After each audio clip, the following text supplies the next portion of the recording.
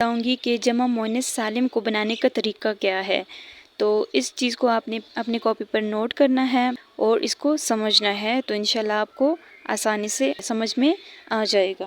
دیکھیں آپ نے یہ کرنا ہے کہ آپ نے سمپل سے اس طرح سے کام کرنا ہے کہ مذکر اسم کے آخری حرف کو مؤنث میں تبدیل کرنے کے لیے واحد اسم کے آخری حرف کو زبر دینا ہے اور اس کے آخر میں گول تا کا اضافہ کر دینا ہے۔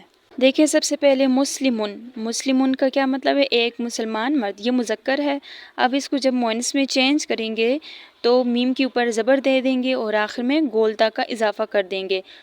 مسلمن سے کیا بن جائے گا؟ مسلمتن۔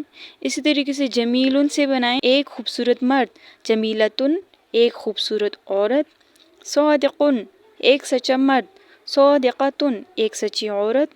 عالمن ایک عالم مرد، عالمتن ایک عالمہ۔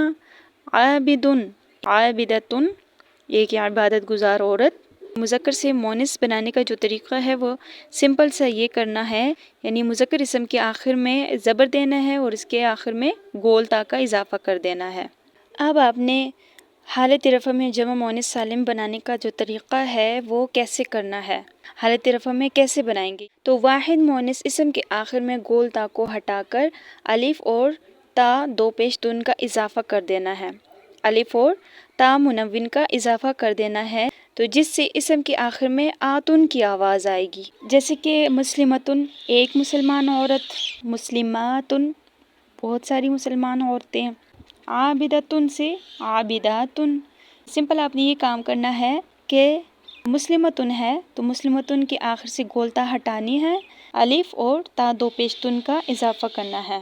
اب آپ نے حالت نصب اور حالت جر میں جمع مؤنث سالم کیسے بنانا ہے، اس کا طریقہ بالکل آسان ہے، آپ نے اس کو کاپی پر نوٹ کرنا ہے۔ دیکھیں واحد مؤنث اسم کے آخر میں گول تا کو ہٹا کر الف اور تا منون، جسے دو زیر بھی کہا جاتا ہے، اس کا اضافہ کر دینا ہے، الف اور تا دو زیر کا اضافہ کر دینا ہے، جس سے اسم کے آخر میں آتن کی آواز آئے گی۔ مثال کے طور پر مسلمتن سے مسلماتن، مسلمتن سے مسلماتن، جس طرح کی قرآن پاک میں ہے عسیٰ ربہ، امید ہے آپ کا رب، ان طلقکن اگر وہ طلاق دے تم کو، ان یبدلہ کہ وہ بدل کر دے، ازواجن بیویاں، خیرن منکن بہتر تم عورتوں سے، مسلماتن جو مسلمان ہو، مؤمناتن جو مومن ہو، قانتاتن اطاعت گزار ہوں، تائباتن توبہ گزار ہوں، عابداتن عبادت گزار ہوں۔ تو حالت رفع میں آتن کی آواز آئے گی اور حالت نصب اور جر میں آتن کی آواز آئے گی۔ تو اس کے اب آپ ٹیبل بناتے ہیں تینوں حالتوں کی، حالت رفع اور حالت نصب اور حالت جر کی۔ تو سب سے پہلے واحد کی بنا لیتے ہیں، حالت رفع میں مسلمتن اور حالت نصب میں مسلمتن اور حالت جر میں مسلمتن۔ حالت نصب میں جو ہے وہ دو زبر کے ساتھ الف نہیں آئے گی، کیونکہ جب بھی مؤنث ہوگا گول تا کے ساتھ تو اس میں دو زبر کے ساتھ الف نہیں آئے گا، یہ ایکسیپشن ہے، یہ آپ نے پڑھ لیا ہے پہلے منصرف اسماء میں، ٹھیک ہے؟ تو اس کو بھی آپ نے یاد رکھنا ہے۔ اب مثنیٰ میں کیسے بنے گا؟ جیسے کہ حالت رفع میں مسلمتان، حالت نصب اور حالت جر میں مسلمتین، مسلمتین۔ تو آج جو آپ نے جمع میں پڑھا ہے حالت رفع میں مسلماتن، حالت نصب اور حالت جر میں مسلماتن، مسلماتن۔